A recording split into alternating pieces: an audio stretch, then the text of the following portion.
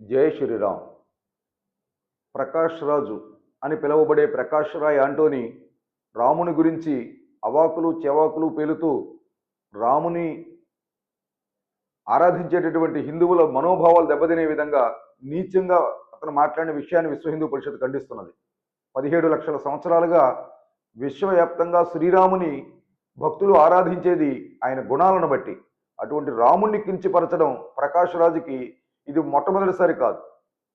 చాలా దుర్మార్గంగా ఉత్తరాది నుంచి దక్షిణాదికి సీతాలక్ష్మణులు వచ్చారని, ఆకలి వేసి ఒక తోటలో పళ్ళు తిన్నారని, ఆ పండ్లకు యజమాని తోట యజమాని రావణాసుడని, అతడు వీరికి శిక్ష వేస్తూ $2000 జీఎస్టీతో కట్టమన్నాడని, నా దగ్గర డబ్బులు లేవు నేను కట్టలేని పేదవాడిని రాముడు ప్రాధేయపడ్డాడని, అప్పుడు రావణాసుడు రాముణ్ణి నువ్వు తిన్న పళ్ళకి విత్తనాలు ఇక్కడ నాటి వెళ్ళమని చెప్పాడని రామాయణంలో లేని ఒక కొత్త రామాయణాన్ని సృష్టించే ప్రయత్నం చేసి హిందువుల మనోభావాలు దెబ్బతీశాడు. ఈ దుర్మార్గుడు తన పొట్టకుటి కోసం కర్ణాటక నుంచి ఆంధ్రప్రదేశ్కు వచ్చి కళని నమ్ముకుని ప్రేక్షకులు ఇచ్చినటువంటి ధనంతో బతుకు ఈడుస్తూ ఏదైతే సినిమాల్లో విలన పాత్రలు వేస్తున్నాడో ఆ విలన గుణంతో రాక్షసుడిగా ప్రవర్తించాడు ఈ మాటలు మాట్లాడుతూ. కాబట్టి అంతేకాదు, ఒక అడుగు ముందుకు వేసి ఒకే నేషను, ఒకే రిలీజను, ఒకే భాష అంటే కుదరదంటాడు. అంటే ఒకే నేషన్ అని జాతీయ భావానికి నువ్వు వ్యతిరేకమా? జాతి విద్వేషివా? అదే సందర్భంలో ఒకే రిలీజన్ అంటావు. మతం అనేది అభిమతం, కానీ హిందుత్వం అనేది జీవన విధానం, ధర్మం.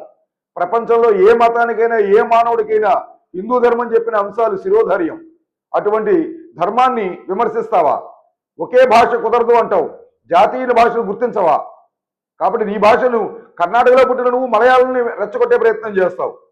కాబట్టి నువ్వు జాతికి వ్యతిరేకం, భాషకు వ్యతిరేకం, జాతీయతకు వ్యతిరేకం. కాబట్టి నువ్వు ఈ భూమికే భారము నువ్వు. కాబట్టి నీకు సరైన బుద్ధి చెప్పే రోజు వచ్చింది. ఇవాళ నీ తండ్రి కూడా అదే రాముని ఆరాధించాడు, నీ వంశస్థులు అదే రాముని ఆరాధించారు. ఈవేళ ప్రకాష్ రాయ్ ఆంటోనీ ముసుగు తొలగిపోయింది. హిందుత్వానికి ఇతను వ్యతిరేకి, హిందూ ద్వేషి, భారత ద్వేషి, జాతీయతకి, సమానత్వానికి, సమైక్యతకి ఇతను విద్వేషి. కాబట్టి ఇటువంటి వ్యక్తి పట్ల సమాజము, హిందువులు అప్రమత్తంగా ఉండాలి, తగిన బుద్ధి చెప్పాలి. నువ్వు బేషరతుగా రాముణ్ణి అవమానకరంగా మాట్లాడిన దానికి నువ్వు క్షమాపణ చెప్పకపోతే బజరంగ దళ్ నిన్ను బేజారెత్తించడం ఖాయం.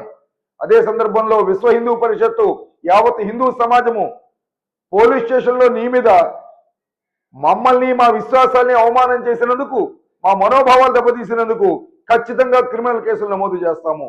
అదే సందర్భంలో యావత్ హిందూ సమాజానికి విశ్వ హిందూ పరిషత్తు విజ్ఞప్తి చేస్తోంది, ఇటువంటి వాడి సినిమాల్ని బహిష్కరించండి. కళ రూపంలో వికృతంగా ఉన్న రాక్షసుడు ఈ ప్రకాష్ రాయ్ ఆంటోనీ. కాబట్టి దేశాన్ని, ధర్మాన్ని, జాతిని, సమైక్యతని, సమరసతని ఆశించి ప్రేమించేటటువంటి నిర్మాతలు, దర్శకులు, హీరోలు కూడా ఇతన్ని తమ సినిమాల నుంచి బహిష్కరించాలని విశ్వ హిందూ పరిషత్ తెలియజేస్తూ, ప్రకాష్ రాయ్ ఆంటోనీకి సరైన బుద్ధి చెప్పడానికి హిందూ సమాజం ముందుకు నడుస్తుంది అని చెప్పి తెలియజేస్తున్నాం. జై శ్రీరామ్.